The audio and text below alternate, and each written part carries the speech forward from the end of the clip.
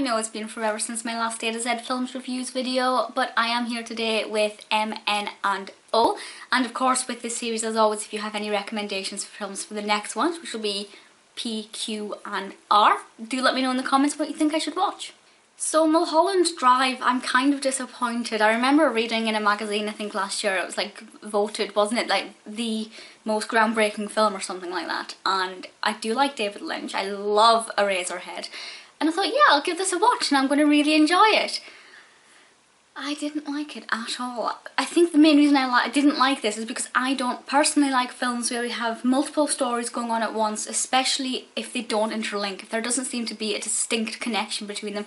Mulholland Drive is about the darker kind of nasty gritty side of Hollywood and LA, and all of these different stories unfold with all of these kind of darknesses to them, and that sounds interesting and I was really looking forward to it, but none of those individual little plots excited me. The fact that they were so separate, just, it really irritated me. And for me personally, I do not see the appeal. I do not see why people like this film, and I'm sorry David Lynch, I do love Eraserhead, but Mulholland Drive is just not for me. Unfortunately, the next one was a little bit disappointing as well. I decided for N to watch The Neon Demon. I had wanted to see this when it was in the cinema, but I never got around to it. I quite like Elle Fanning, and I think the main reason I wanted to see this, I didn't actually know anything about the plot, but the visuals, the poster quality, the few clips that I had seen looked so gorgeous that I really wanted to watch this and hoped I liked it. My response is twofold. In terms of the plot, no.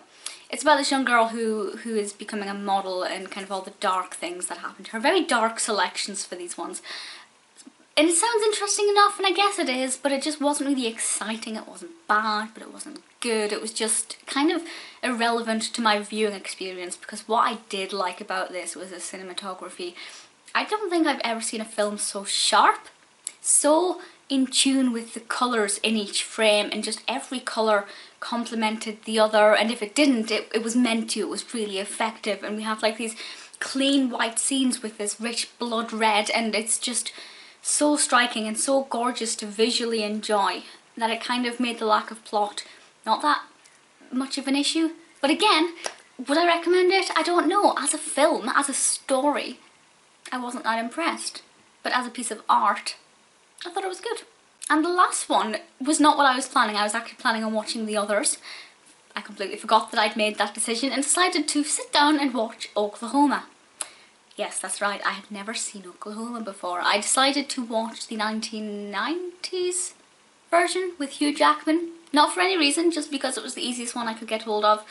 And I have to say, I was really pleasantly surprised. The Hugh Jackman version, whether or not this is the case with the original, I don't know, but it's filmed as if on stage. It's filmed like a production, a theatre production, and the western element I thought was really good. The whole mushy love side of it just doesn't really move me. I didn't like that at all, but obviously with a musical, the main attraction is the music. I thought the soundtrack was great. I think my favourite songs were Kansas City and I Can't Say No, or I Can't Say No, as I believe it's actually called. And yeah, I was just really impressed with Oklahoma. I didn't think it would be for me. I didn't think it would be my kind of musical. Certainly it's nothing like Sweeney Todd, but I thoroughly enjoyed Oklahoma, and if you're considering watching it or seeing it, I definitely recommend that you do. So one rubbish film, one meh film, and one really enjoyable, surprising film. So in all, I guess, you know, you've got to take the good with the bad. I will try and do P, Q and R much quicker. Do as I said at the beginning, let me know which films you'd like me to see if you have any recommendations for those, and I'll speak to you all soon. Bye!